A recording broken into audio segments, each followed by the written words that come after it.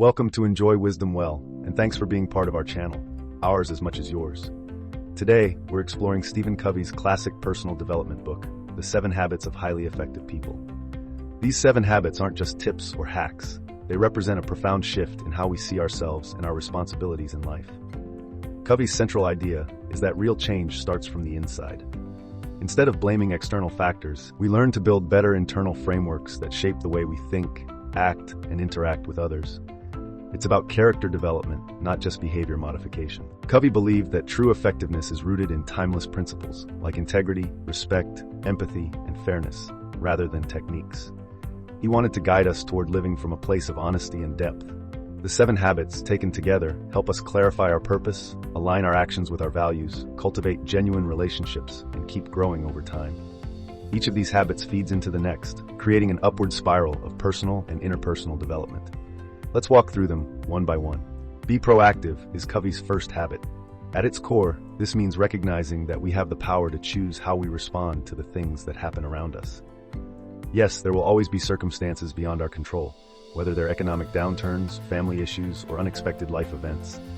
But Covey points out a significant difference between proactive and reactive people. Proactive individuals focus on what they can influence, while reactive people worry excessively about things they can't change. By concentrating on the areas where we do have a say, we gradually expand our circle of influence and make a real difference. Proactivity is about taking responsibility for our actions and attitudes, not passively letting life happen to us. Proactivity also involves re-examining the way we speak to ourselves and others. For example, replacing a reactionary phrase like "I can't do this" with a proactive one like "I choose" or "I will" shifts your mindset from helplessness to empowerment. It sends a signal to your brain that you are in control of your life. In effect, be proactive is the foundation for everything else in the book because it reminds us that we are the authors of our own stories. Begin with the end in mind is the second habit. Covey urges us to clarify our life's direction, what he calls our personal mission.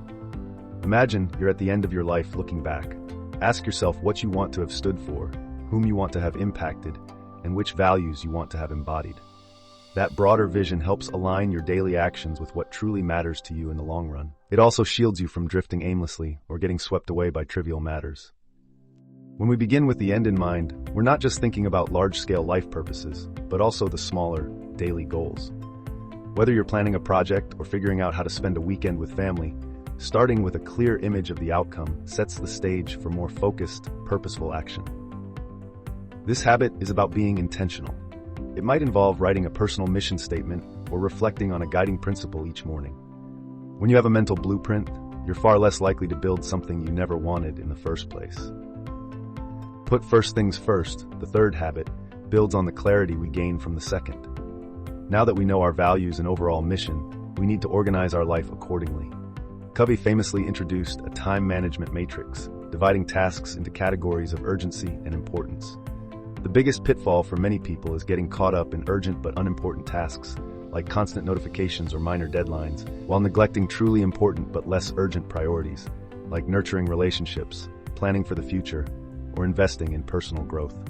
The essence of put first things first is discipline. It's the habit of doing what needs to be done to honor your values and mission, even if it's not the easiest or most comfortable path.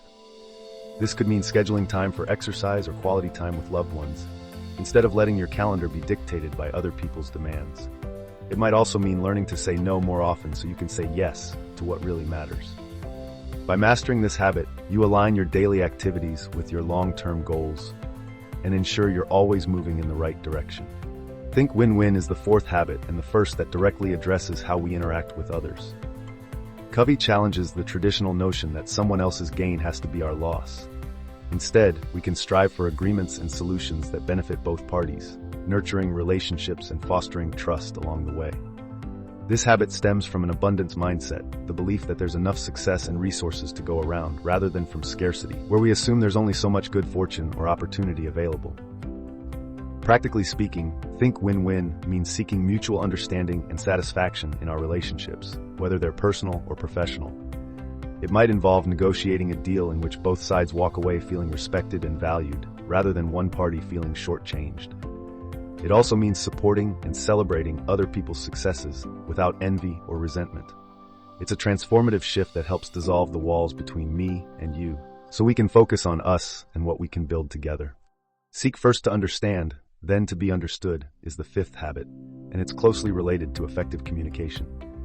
We often approach conversations with a desire to get our point across first, assuming that our perspective is the main one that matters.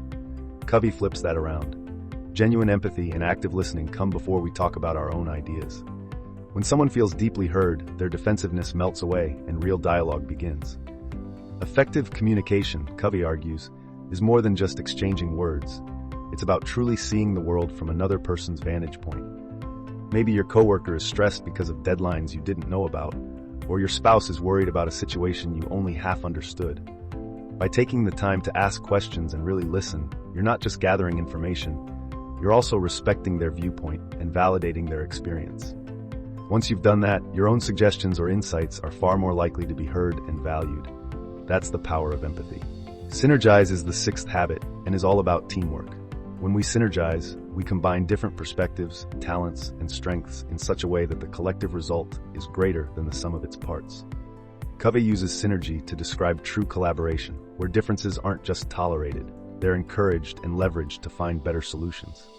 This habit also demands a degree of humility. We have to be open to the possibility that others can contribute ideas or approaches that might outperform our own. In practice, synergy might mean brainstorming with a group that has diverse backgrounds, skill sets, and viewpoints.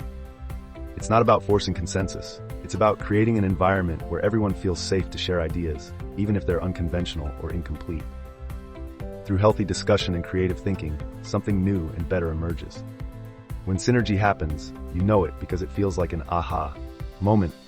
Everyone looks around and realizes they've come up with a solution that none of them could have arrived at alone. Sharpen the saw is the seventh and final habit.